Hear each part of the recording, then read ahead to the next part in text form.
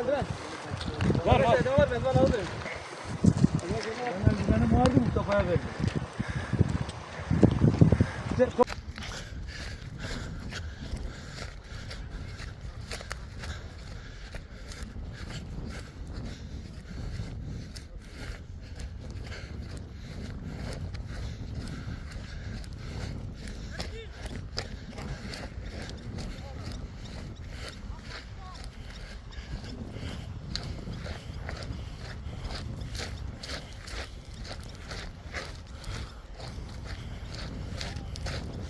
Nerede?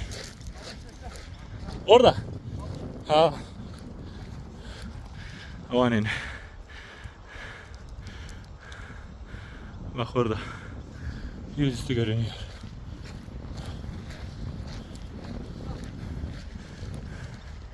Evet buludu. Buludu işte.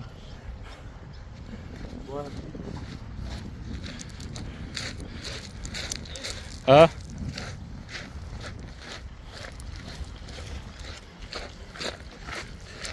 Yok. Bir şey yapalım önce. Abi cenaze göründü abi.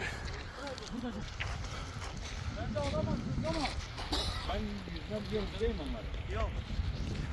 Hep yürüyerek daha rahat gidersiniz ha. Yürüyün.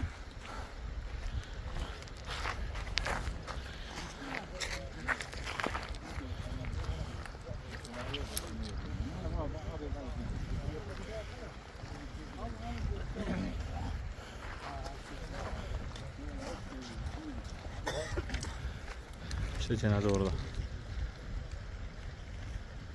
Tam onun yanına geldiler.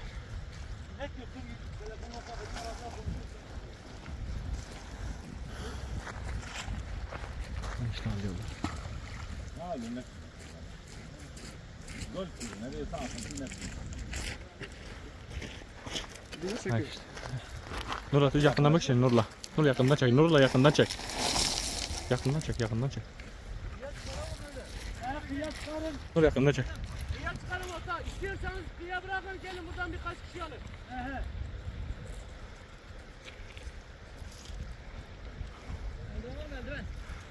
Var var.